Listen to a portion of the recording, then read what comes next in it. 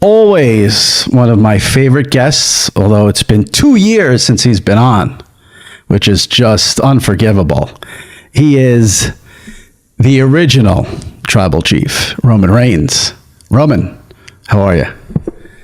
Doing well, Jimmy. Thanks for having me, man. Yeah, it's been too long. Too long. But sometimes you gotta wait for good things, you know? Listen, I've always said whenever I have anyone from WWE on, it's so weird that the best thing sometimes is for you guys to go away and then come back. It builds up the anticipation. So hopefully the WWE universe feels that way about this podcast.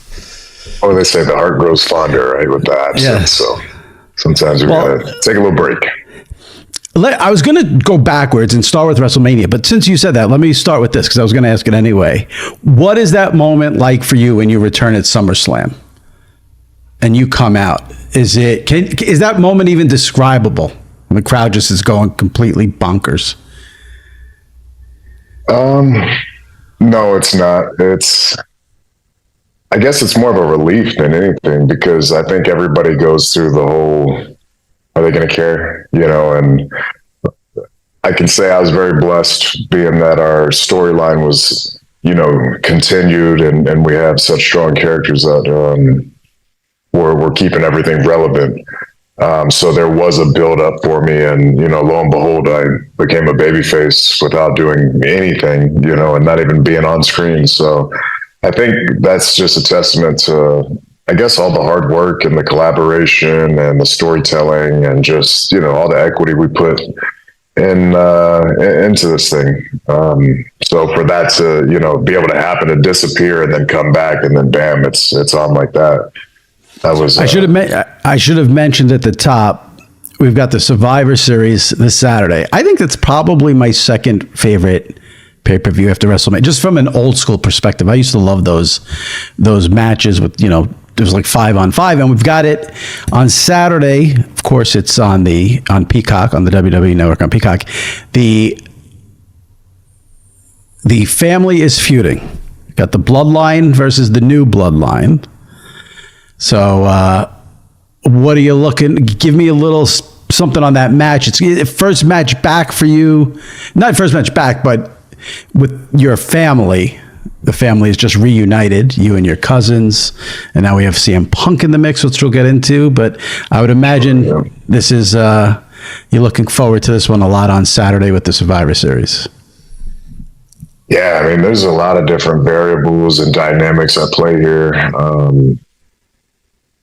I mean, just first off, to be in a match just full of your families, whether you're fighting with or against each other, it's pretty neat, in the grand scheme, just looking from God's perspective, it's something I'm very blessed and very fortunate and grateful for, to be able to share the ring and, have all our family see us in there together. It's pretty neat. And then, to add some of the personalities that we have added, a CM Punk, Sami Zayn, even, Paul, these are outside figures who are working in some way closer than others. I look at Paul like chosen family. Sammy's one of those guys that just slowly but surely, endeared himself in. And then Punk is like this crazy, who knows what kind of in-law is. How did this even happen? Who are you here with? You know what I mean? Like checking the guest list, like, hold on, how did you get in here? And then, another, I don't even know if to categorize him as a young talent, but someone like a Bronson Reed, to kind of be pivoted and put into the showcasing and the spotlight and to deliver in the capacity that he has. It's pretty cool, to bring all those things together. And it's a hell of a match too. This thing isn't easy. It's not, this is a heck of a story to tell. So it's got a lot of really cool ingredients that I think we can really come up with something that's good for everybody. But, it's one of those deals that you just never know. It's live. Who knows what's going to happen out there? So that's what makes it kind of nerve-wracking and incredibly exciting all at the same time. It's funny. Your description of Punk being in the match is you sort of describe what Thanksgiving's going to be like for a lot of people. Like for some people, right? Yeah. Who are you? How'd you get in here? What are you doing? Yeah. This guy with all the tattoos. Yeah. How'd he get in here? You know, it's funny. I always want you guys to come on, and I appreciate it so much when you guys come on, sort of maybe out of character, quote unquote, and give us such the behind the scenes look. And I always love that. In a weird way, I almost want you in character for a minute, because the one thing we didn't touch on there is like what's going on with the Wise Man. Everyone's expecting. Is this the end of the Paul Heyman Roman Reigns relationship? CM Punk, the original Paul Heyman guy, is back. We didn't see Paul for a while. Came back looking tanned and rested. That whole layer alone on top of the match will have people tuning in and.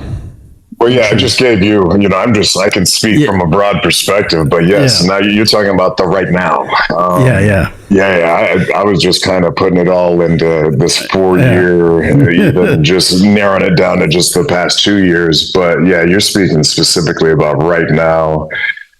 Paul's been incredibly shady, if you don't ask me. People ask, and I've seen some of the speculation of, well, you didn't answer his phone calls and all this and that. But at the end of the day, when I take my leave, there's no question of what I'm doing. I'm recessing back to family to, change the hat, to put on that fatherhood hat, to refocus. That way I can come in and come back and dominate and run the show and represent my family at the highest capacity, at the highest standard possible. So there's no questions when I leave. The question is what happened with him. So, there's a lot of things that we just haven't had the time to really, dive into. And that's just been kind of this train wreck of a return that it's been for me. I thought wearing the crown was a hell of a burden. Trying to put all the pieces together when power behooves you is incredibly difficult. So yeah, right now I have just as many questions for the Wise Man as you, and I just haven't had the time.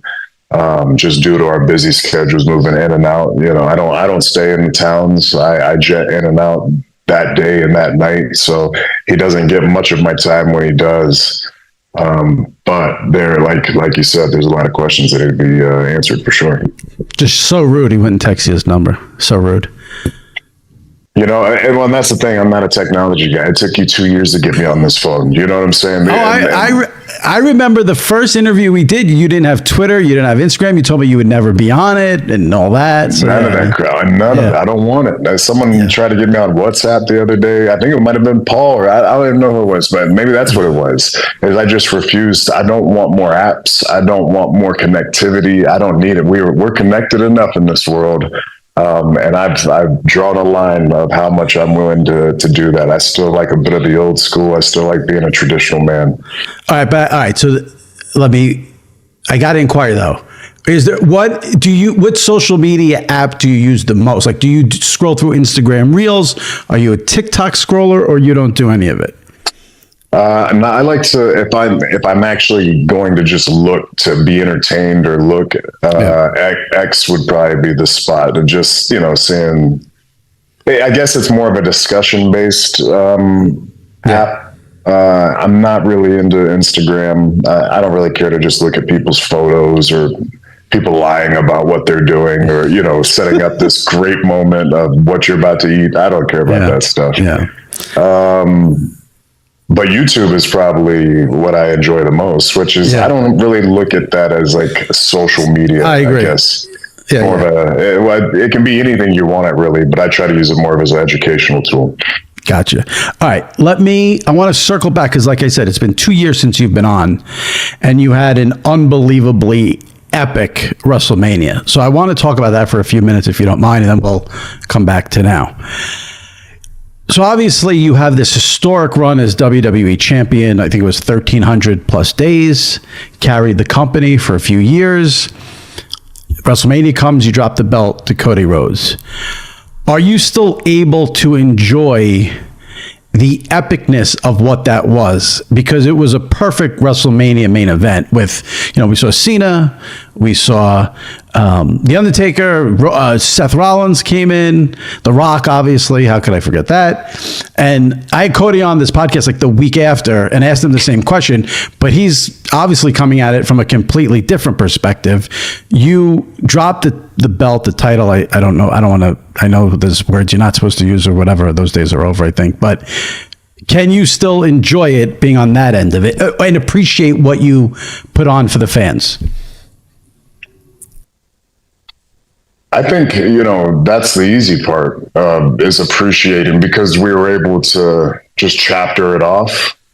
I think anytime you do good work, it's important to appreciate, the hard work that you put in. And if, this is subjective matter, so it does take the opinions of people to kind of buff this feeling, but it was received, very well.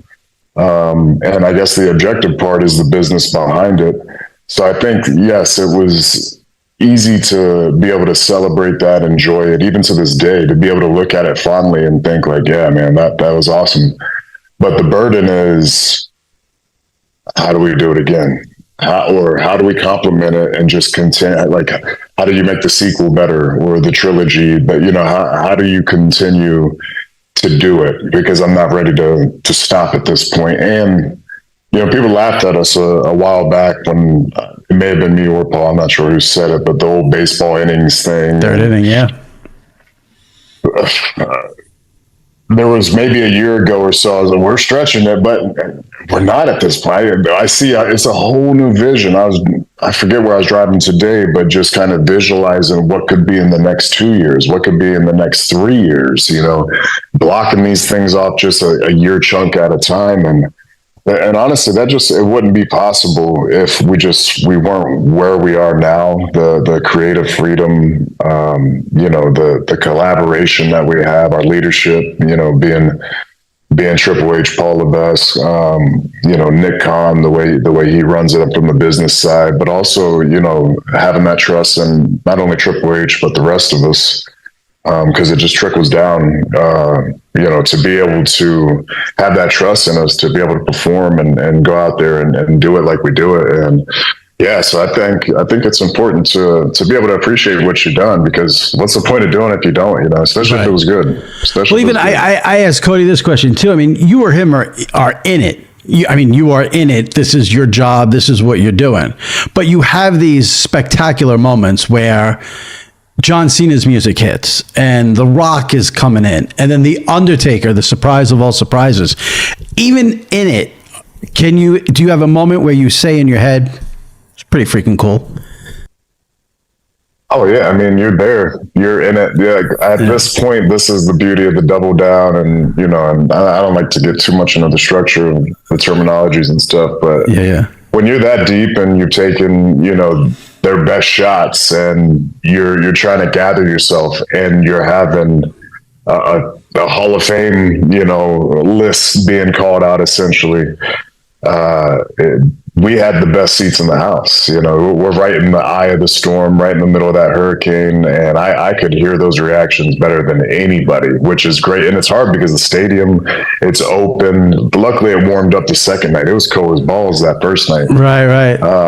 But that second night, you could feel that energy, and just, I thought the way everybody, was used, just everything tied together in a really nice way. And I think it closed without us even trying to really emphasize any, not importance, but it wasn't like the focus. But it was kind of cool seeing that Attitude Era close into whatever we are, but still, we're so deeply tied to that generation, with Triple H, being, the head of creative, and Dwayne still being tied in deeply from a storyline. It's really neat to see. There was a giant torch being passed almost, amongst all of us, as opposed to just one superstar to one. It's neat when a company can kind of do that within itself. I think that's what that moment was. All right, let me tell you guys about Underdog. Underdog is the place to play if you're a sports fan looking to win money while watching sports. With over 5 million happy players and $2 billion won, Underdog makes it fun and easy to cash in on all your favorite athletes' performances. Just call your shot by picking higher or lower on 2 or more player stats. Underdog is for everyone, so you can make a play with only $1 or go big and win up to 1,000 times your money. So turn every touchdown into a win with Underdog. Do you think Patrick Mahomes will rack up higher than 300 yards next week? That Mahomes will get lower than 300 yards next week? Cook up some entries for Shot to Win, real cash prizes, all NFL season long. Underdog also offers you vulture protection. Yes, that's right. If you select a designated running back to score a touchdown in your pick'em entry and that running back gets vultured, Underdog will rescue your entry. Also, there's tons of promos Underdog is offering. Underdog is the best place to play pick'em, so sign up and deposit now using the code Sports Illustrated to get up to $1,000 in bonus cash instantly. Underdog's offering profit boost, discounts, and free picks as well. What I love about Underdog is 2 things. Well, plenty of things, but the 2 best: easy to use, great interface, simple, and then I just love the action. Higher or lower. You don't have to worry about digging deep into doing research for this, that. It's higher or lower on stats. Patrick Mahomes passing yards, Christian McCaffrey rushing yards, Justin Jefferson receiving yards. Higher or lower. That's it. Fun and simple. And then, of course, great bonuses from Underdog. Download the app today and use the code Sports Illustrated to get up to $1,000 in bonus cash instantly. Again, download the app today. Use the code Sports Illustrated to get up to $1,000 in bonus cash instantly. Must be 18 or older, 19 or older in Alabama, Nebraska, and Colorado for some games, 21 and older in Massachusetts and Arizona, and present in a state where Underdog Fantasy operates. Terms apply. Void in Colorado. Concerned with your play? Call 1-800-GAMBLER or visit www.ncpgambling.org. In Arizona, you can call 1-800-NEXT-STEP or text NEXT STEP to 53342. In New York, call the 24/7 Hope line at 1-877-8-HOPE-NY or text HOPE-NY 467-369. There was a lot of talk when you hit Seth Rollins with the chair that was like an intentional callback to the Shield. Can you was that what that was supposed to be, or is that wrestling fans thinking too much? Anytime I have a chance to fuck him up, I'm going to take it. Very much. You got to bleep that, you got to bleep it. But that's We're how I not feel about bleeping it. him. No. Yeah, that's how I feel about him. Anytime I have a chance to pull the trigger on him, I'm going to. He's a constant reminder and a lesson to myself on, who to trust and how to trust them. And if you can't, how to keep them. And that's where I like to keep him a chair's length away. It's amazing because CM Punk is coming into the Survivor Series match. And then there's obviously still, it looks like a nice feud there to be had with Seth. And there's still, you got to get your belt back from Cody or title. So there's still a lot for you to do here. A lot of work to be done. A lot of work to be done. A lot of work to be done. A lot of money to be made. But yes, hopefully we just stay healthy. But yeah, there's so many different things. At this point, getting the big title back is important. We're in the middle of sorting out the Ulapala, sorting out the family business. That's far more personal. And at times I wish we could have been able to handle this, at the dinner table, breaking bread and the easier, older way. But we've done it this way. But at the end of the day, we can't take our eye off the ball. Cody's the man right now. And nobody in my bloodline likes that. Nobody wants that. I don't know. Jay seems to be friends with everybody these days. But at the end of the day, we want the power, man. We want that stroke. We want the juice. We want to be prominent. We want to be positioned as the tippity top. So until you get the Universal title back, it doesn't matter. We've done this so many times now. I feel like you know my questions because I was just going to ask you a couple of questions about your relationship with Cody. I had Cody on the week after WrestleMania, and I had asked him, like I said to you, and I said to him, obviously that went down as one of the all-time, if not the all-time WrestleMania main events. I asked you about being in it, the epicness of it. And I said to him, when it's all over, said and done, and all of you are finally backstage through the curtain, I said to Cody, do you and not Roman, but Joe have a moment like, look what we just did. That was awesome. The payoff, anything personal. And he said, I wrote it down because I watched it this morning. We didn't need to have that moment. He was nowhere to be found in Gorilla when I got back. And I look forward to when we actually do have that moment and get to see each other. Did you ever have that moment? No. He said there was no need to have that. There's no need. But if you want to sit out there and babyface for 4 hours, then I ain't waiting. You know what I mean? Especially at that point. But would you have waited for him if there wasn't that whole celebration, or like you left, you were going to leave no matter what? Well, it's waiting. You know what I'm saying? I mean, what kind of time are we talking about here? Well, there was a lot of celebration. Keep it moving. There's a lot of stuff. Exactly. And there's a lot to be had in that night as well. Yeah. I don't live in Philly. So like I said, there's some jet fuel to be burnt, and I had to go. So, you know what? And I think he hit it on the head. I'll give him that. We know what we did. We were both out there.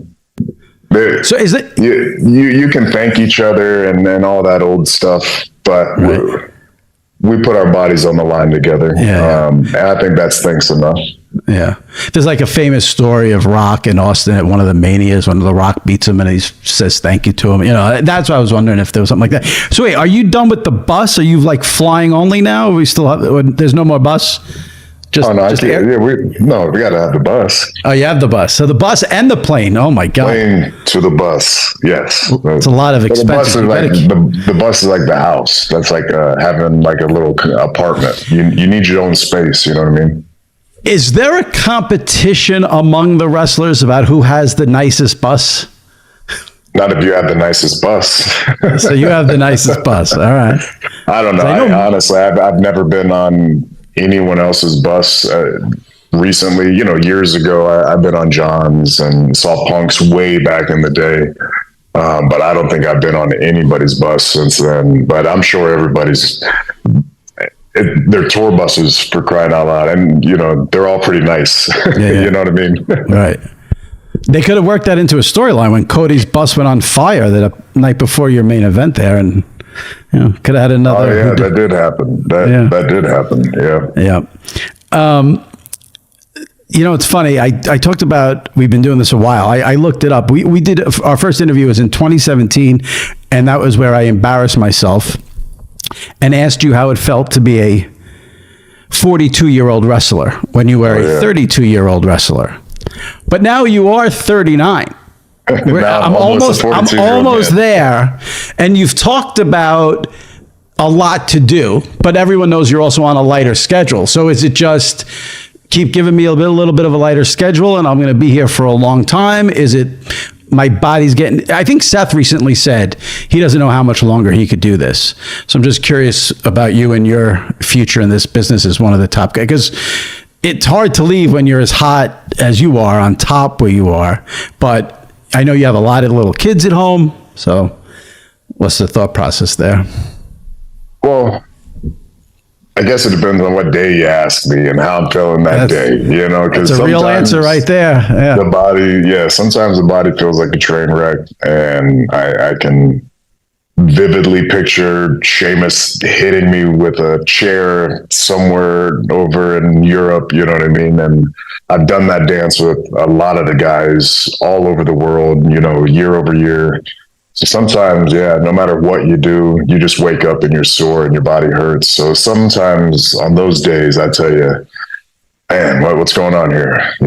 Everything's good. Maybe we could stop. But then, like you said, there's just so much meat left on the bone. There's so much to the performances that I'm learning, not only about myself, but just the performance in general and how to manipulate them, how to get better at them, how to control the crowd better, just all these different things, so many different stories to tell, new family members coming in. So it's one of those deals where as long as I can, kind of like you hear athletes, as long as you can continue to practice, like as long as you feel good enough to practice, then I can play. As long as I feel good enough to continue to train and make myself physically in shape to go out there and fall down. That's the thing, it's just the falling down. If we can figure out how not to fall down and take bumps, then man, that's it. Bring in the double, like cut, we just run Hollywood, I guess. But right. There's just something about being out there in the middle of the storm, that simultaneous live reaction, that making movies is very cool, but there's just something about having that crowd right there in the palm of your hand that you can't emulate that. You can't duplicate it. It's WWE and that's it. You mentioned earlier, I think you said you were gone 4 months, you didn't do anything, and you came back a babyface. And there's been a lot over the years with WWE about there's no babyface, there's no heel, it doesn't matter. Everyone's themselves now. But it does seem like there's still heels and babyfaces. Cody's obviously on this babyface run. People want him to be a heel. Do you care about heel, face? Is it just what the story dictates? Like when you get an opportunity to get that title back from Cody, do you want it to be as a babyface? Do you want it to be as a heel, or you don't give a shit? It's whatever it is. Yeah, I don't care. I don't look at it like that. It's how do you look at it? I want to know how you look at it. I respect the template that we come from for the art form's sake. And, when you start drawing, you need colors, right? And you got to kind of define a few things. And we went black and white, good versus evil.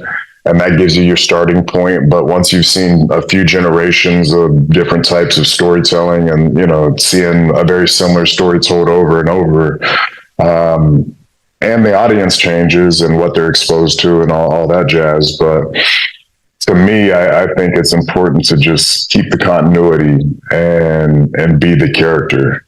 It took me 39 years to GPS the skin that I wear when I go out there as a performer now, as the tribal chief. Original. The only. So I think that's why it's important to stick to those guns and not try to be something you're not, because that's the true thing to do. That's the most authentic thing to do, from my standpoint.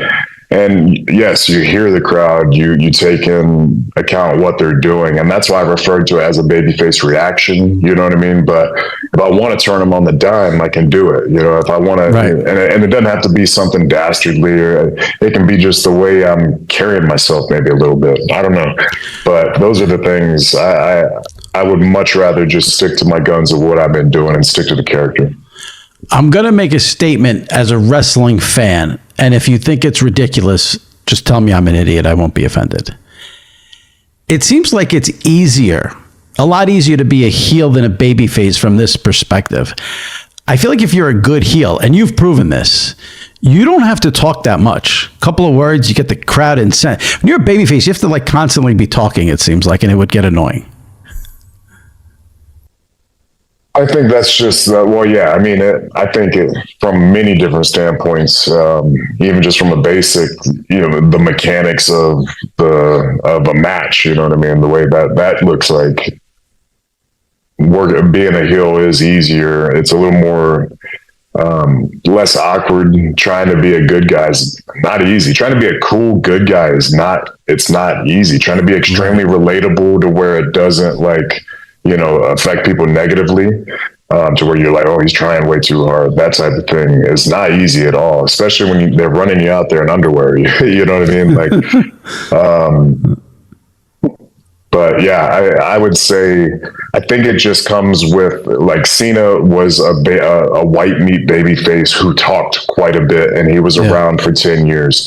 Hogan, he said a lot of words, but it wasn't like these crazy long promos. They were, he had some of this kind of Trump-like, we'll just jazz it up and put some fireworks around it. But, my information is pretty succinct. I'm not giving you too much to hold on to. Right. So I think it just is based off of that. But I think Steve wasn't, although that's a different kind of, I'm not like me, but that anti-hero, you know what I mean? Like John was a very white meat, very marketing friendly babyface, Yeah. I think, listen, I would never, ever take anything away from Austin or The Rock, and I don't want this to ever come across like that, but I think they were helped by the Attitude Era and basically having no rules. I mean, for the most part. I saw a clip. It's funny. I saw a clip. I was scrolling through, I think, Instagram, and something came up. It was an old clip of an old SmackDown. Michael Cole and Jerry Lawler were on the announce team, and it was The Rock. And this is early in his run, and it was a Thanksgiving thing. I guess that's why someone posted it. And he did a whole thing about poontang pie, and he had a whole. It was a whole table set up of pie, and making fun of Michael Cole for never having poontang pie, and going through pumpkin pie and blue, and then they had a little bit of an advantage in that they could do stuff like that in terms of being like the perfect cool babyface. Yeah, I mean, like you said, they're a product of their time. They didn't make the rules. They weren't the ones, with the boundaries of the ratings. So they were, they had a lot more freedom. I mean, I always think, how cool would it be if the Bloodline was sitting in a strip club drinking, whiskey, talking in the shadows, and there's really different ways to kind of adult these things up. But at the end of the day, they had to go out there and perform and put their bodies on the line. They had to go out there and tell, somewhat. There had to be some continuity to their storytelling, and they had to, create elements where it's characters bouncing off of each other. So, their rules were a lot looser, which kind of makes it a little bit easier to some regard. But at the same time, you have to kind of keep that. I don't know if it's even a moral compass, but how far is too far? There's a weird responsibility to try to toe that line too. So there could be a lot like. The tribal chief in a strip club would be they could do a lot of fun. Like you just do this, and that's when that was a terrible example. I don't know who came up with that. That was a good example. All right, I just mentioned The Rock. I should have gotten into this earlier, but let me talk about The Rock for a little bit, because you worked with him at Mania, and we covered Mania a little bit, and a couple of other things with. I said to you earlier, there's still so much to do because you have this now situation with CM Punk and the Wise Man. There's still Seth Rollins. You still have to get your title, and we still have not had the Rock Roman match. Would you, if it's hard to predict anything, but you think that'll still happen eventually down the road? Give fans a little tease, or you think we'll still get that one day? I think our fan base and the company's proven that if our fans are loud enough and passionate enough about something, we're a company who, we're not being dictated to, and of course we have a vision for where we're trying to go, but we know who the consumers are. We know who's paying their hard-earned money, and we want to satisfy those people, but we have to do it in a regard that's going to attract more eyes and bring more people in. And Dwayne's always going to be in that role. He's always going to be a guy that just magnetizes and makes the broadcast even bigger. So if that's the case and that the people want it, but that's what's cool is, man, we've had such a strong, set of talent in our roster, and who would have thought that Cody could have had so much admiration that it could have broke up the plans of Tribal Chief versus the People's Champion. You know what I mean? Like that in its own right is pretty outstanding. It's amazing. So I think that just kind of goes back to, there's a lot of meat on the bone. And if Dwayne can't come in and just boom, this is how it is, brother, then that's when you're cooking up with some really good ingredients. And I think that's why he is tied in the way he is. That's why he's a part of the board and a part of everything the way he is, because we're at an unprecedented time right now. Business is great, and we just want to continue to push things up. So if that's what the people want and the people's champ is down, I'm sure we can make something happen. Once again, you knew where I was going. This is getting a little scary. We heard from Cody's side about he was told it was going to be Rock Roman by Triple H. And we heard the Rock side where he said he called an audible and said it's got to be Cody against Roman. We have not heard your side of this thing or your opinions on this. So I would love to get your take on, were you upset it went away from Rock Roman? Were you happy to do Roman Cody? I know there was maybe some controversy about Cody was supposed to have a certain facial expression on SmackDown when The Rock was put in the match, and he didn't, and then the crowd went nuts and it switched. Like I said, we've heard from Cody, we've heard from Dwayne, we have not heard from Roman. So I'd love to hear your perspective on what took place going into Mania. It didn't matter to me. I was the main event no matter what. You know, I'm the guy that everybody wanted to dance with. So, you know, I'm the hot chick, you know what I mean? Everybody wanted to take me out. So it was one of those things where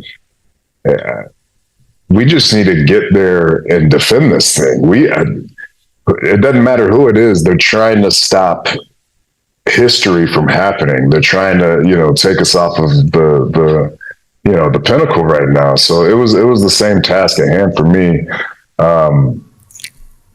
No disappointment that you didn't get Rock Roman just because of The Rock being the movie star and the icon and all this stuff?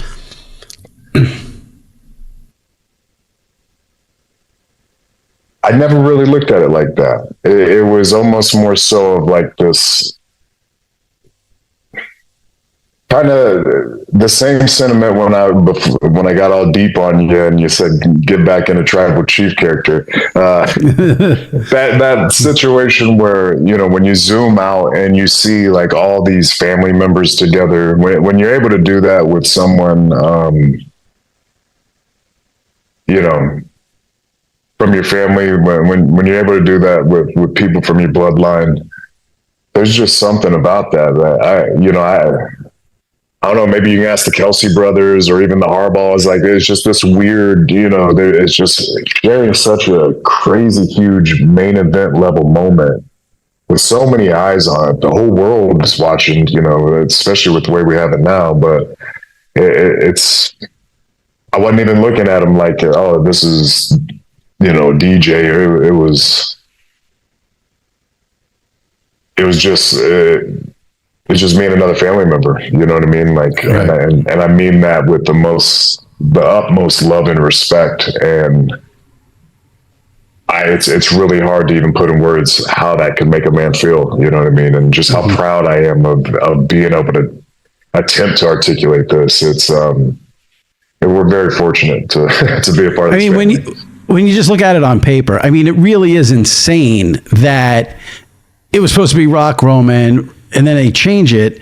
It's Cody Roman, and it couldn't have been better. Like, without the Rock was still there as a presence, but who would have? I guess it just shows you what the fans got what they wanted. They responded. You guys obviously responded and put on an unbelievable show for everyone. So, I'm obsessed with that WrestleMania, as if you couldn't tell. But I'm going to get off of that.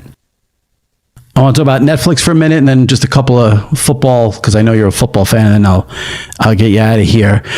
I would imagine you guys are so pumped up for Netflix for Monday Night Raw starting in the new year. Now, you're on SmackDown. So my guess, just in terms of like how the business and the media works, we're going to probably see you on Netflix and on Raw for a little bit, or just once. Or do you know, or you not know? Or, I mean, if the Monday Night Raw, after 5 billion years on USA, is going to go to Netflix, we need the tribal chief. It seems like that's what a lot of people are saying. I'm not exactly sure. Honestly, I'm just trying to get to the premiere. I'm on the premiere. I don't think I can share too much more than that at this point. That's fine. We haven't scheduled my exact dates for going into WrestleMania from, Rumble forward. But that is definitely a topic that has to be addressed. And it's, as you said, it's a very understandable one, for the impact, the amount of money that's, a part of this deal. I completely understand. So these are all great problems to have. Nobody loves being in the tug of war more than me. Right. So let me ask you this. It usually works out pretty good. So if you're on SmackDown and you notice, now let me start with this. There are people who are totally misguided and think that because Raw's on Netflix, it's going to be, rated R or X, or, everyone's just going to come out and say the George Carlin 7 words and women will be ripping their shirts off. It's not going to happen. But I would imagine there's still going to be boobs everywhere. Just boobs nonstop. Yeah, everywhere. Yeah. Again, puppies, like Jerry Lawler used to say. I would imagine they're going to have a little more leeway, though, on Netflix than USA for SmackDown. If you see that, would that make you say, I'd rather be there where I can get away with a little more? Or do you not expect, or do you think it's going to be the same rules for both shows? Or would you be intrigued to go where maybe you could get a little grittier and do the scene in the strip club? No to the boobs and no to the strip club. No, honestly, I don't even think about that. That's something that has not even crossed my mind. It's not something that I feel, look, if we come up with a situation or someone's collaborating, like, hey, what do you think about, this or that look or this vision? Then I would take it and the suggestion, and chew on it. But I don't ever sit there and think like, man, how can I drop an F-bomb, or how can a cigar being in my hand make me look cooler? We're at a point where I say the word yeet and it gets a crazy pop. You know what I mean? I say, I don't know, to a question, and it's got people hanging, so I just don't see the point or the need at this point. But if we feel that need, then yes, I feel like I can make that happen too. Yeah, I only ask because, like I said, you'd be surprised, but the expectation from a lot of WWE fans is that Netflix is going to be Attitude Era WWE. That's what we're going to raunch it up. Yeah, I think some stuff, depending, I think as long as it's logical, as long as it makes sense, as long as it's not insulting and there's no crazy gap of like, well, how'd we get there? Like, all of a sudden it just, if there's no continuity there and all of a sudden we're not, and the transition's way too fast, then I don't think it works. But, some people may, be in a situation, or there may be a segment that calls for it. And it might work, Yeah. Well, a lot of it also stems from the storyline you guys were involved with in the lead up to Mania, where The Rock was sort of pushing the envelope, shall we say, with some of his dialogue. Yeah. And that's a character choice, and that's on the individual too. So it just depends on what, and that comes with, not everybody's Dwayne. So it comes with equity, and you have to kind of, you got to be able to walk that walk if you're going to talk that talk, and you certainly can. You mentioned something earlier. I think you were talking about sort of your future, and you talked about the rush of the live crowd, and you mentioned something about movies. Is Hollywood something you want to pursue, you will pursue, you're interested in, or is 100% your focus WWE right now, or is following the path of Dwayne and John Cena in your future? I think there's a lot of, I've said this before, there's so many tools and skills that I've built and learned along my way in WWE that it would probably be a waste if I didn't somewhat transition and use some of these skills.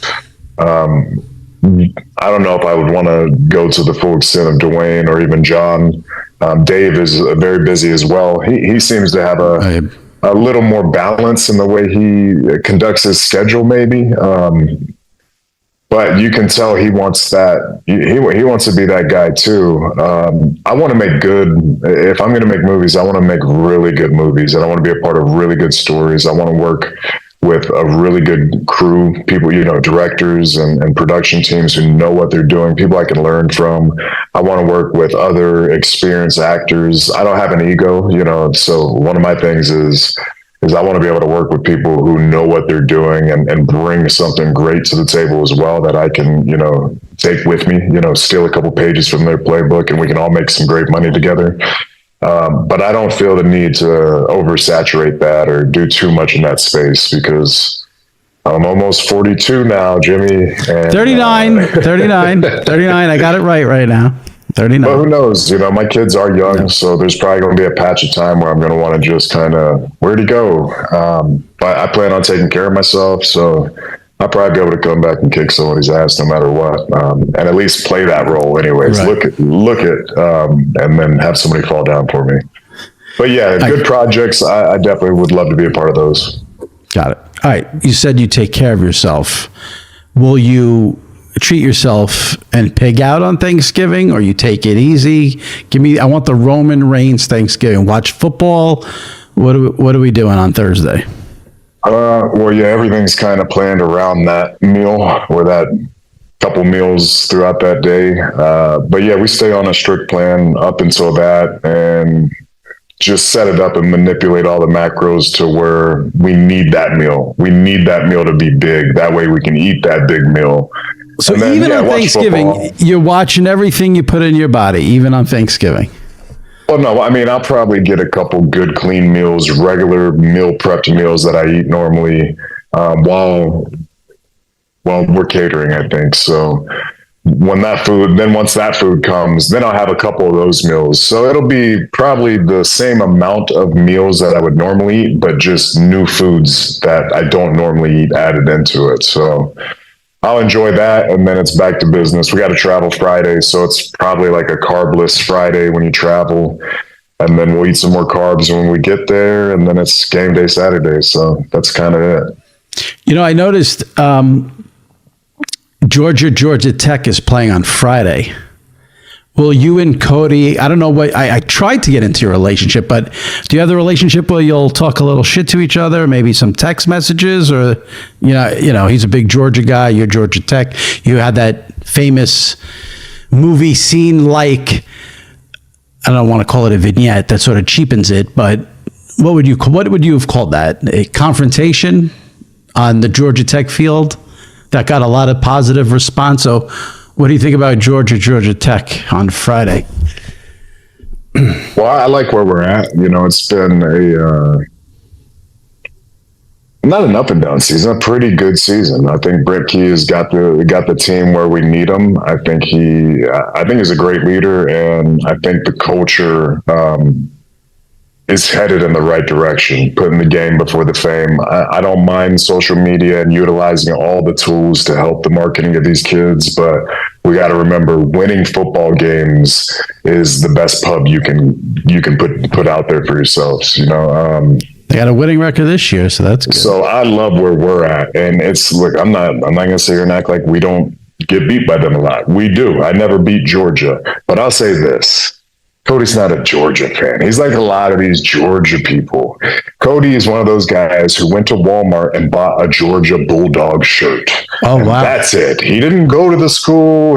He may have had a couple stupid adolescent nights down there on whatever stupid street they got in Athens, but he's not a Georgia Bulldog. He's like all the other. That's the thing. And then he was on College Game Day last week. Georgia Bulldog, making picks based off of like who his aunts, uncles, brothers, mother-in-law likes. Something terrible. It was just bad strategy all the way around. That's why it took him 4 years to beat me. 5, whatever, how many years. Dude, oh boy, this is a real Georgia Tech got you more riled up than WrestleMania. I know you got, yeah. Have you ever been the guest picker on game day? You've done that, right? Yeah. I thought, you've done. Yeah, we probably 18 or 19, I want to say. Yeah. All right. So, like I said at the top, Survivor Series is this Saturday.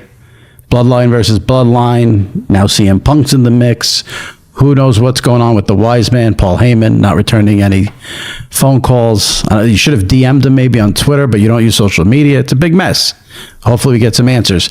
I need to know as a child, as a kid. I don't want something from when you started wrestling.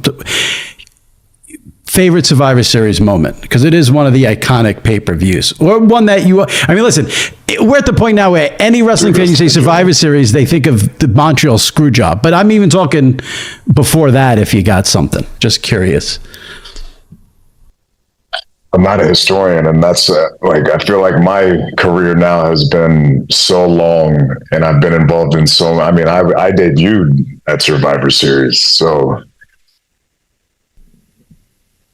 I don't even know. I gotta go with that. I'm going with my debut. That's the greatest. The Shield's debut is the most special thing to ever happen to Survivor. I know there's actually a lot of really great debuts, and that may be it. It's pretty odd how many really big time debuts happened at Survivor Series. Yeah, I believe Dwayne was one of them. There's somebody else too that I just heard, and I was like, "Whoa, maybe like Undertaker or something like that." I don't know, but it was somebody who's extremely prominent within the history of our business. It was within WWE, obviously being Survivor Series, but I would say based off of how it all shaped out, the Shield debuting was one of the greatest transitional, situations of young talent coming in, taking the company by the neck, and this is what you have today. So, my apologies. The wise man, he should be here. We don't have his number. He should be answering these crazy historian questions that you have while I'm busy admiring myself. I was supposed to talk to the wise man right before Mania, and there were a lot of issues with Sports Illustrated at the time, and I had to cancel. Unfortunately, not my choice, so I never really got to speak to him going into Mania, which I would have really loved because, like I said, Mania, you guys did a hell of a job with that, and I'm sure you guys will do a hell of a job with the Survivor Series, which is this Saturday, of course, on Peacock. Will you? So you have the Survivor Series Saturday, Friday night. Will you be locked into Georgia Tech? Like, can you watch it, or do you have plans, or you have to work or anything like that, or you watch? Because if Georgia Tech wins that game, you've got some pretty good bragging rights right there. Oh, that's huge. Yeah. We pull that off. Maybe we'll even get a tweet from you. Yeah. Cody, he won't see me, hear me, feel me, nothing. I'll be out of there so quick. We'll be headed back, ready to go. But no, I have to check what time that game is actually going to be. 7:30. Okay, so I'll probably be landing around that time in Vancouver. So I might be able to watch a little bit of it. Does Georgia Tech ever ask you to help with recruits? Like with these NILs now, I would imagine, hey, we could get Roman Reigns to call you up and say, hey, this is why you should come to Georgia Tech and play football for the Yellow Jackets. They'd be nuts not to use you in that way if it's possible. I just thought of that off the top of my head. I don't know. You can't just be offering my services out like that. I'm a busy man, Jimmy. But you sound like you would want to help the Yellow Jackets. No, I still love Tech. And anytime I get to go back and reconnect, and there's still a few people there that I keep in touch with. But I think it's just one of those things, man. I'm at a stage in my life to where between WWE and then, a husband, father, that eats up so much of my time that, dude, it's crazy because I know we all go through this. Let me get real relatable on you real quick. Yeah. We get to this point in life where, we want to be better, I want to be a better friend. I want to be a better son, but it's hard, you know what I mean? When you have a couple, big pots on these hot burners that you have to keep your eyes on at all times. So that's definitely something in the future that I would like to be more part of. And hopefully maybe that's I'm trying to build different interests and avenues that can distract me when it's time to hang them up. And it's not going to be a situation where I'm still yearning for the spotlight or the limelight. And I need to hear that one pop again. I'm hoping to have so many different interests and hobbies to distract me that we're not going to have to worry about that. And being able to dive back into tech and be a part of that program a little more would definitely be one of those avenues. So you think you'd be one of the rare guys that when they're done, they're done? Because it doesn't seem like anyone's ever done in WWE.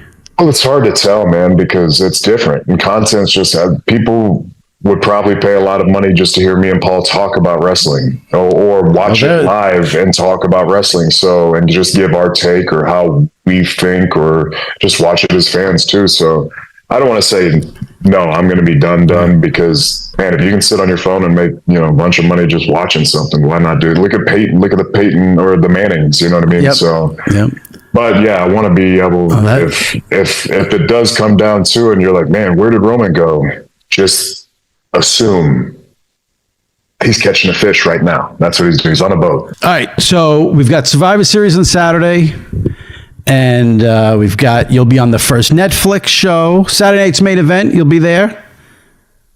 TBD.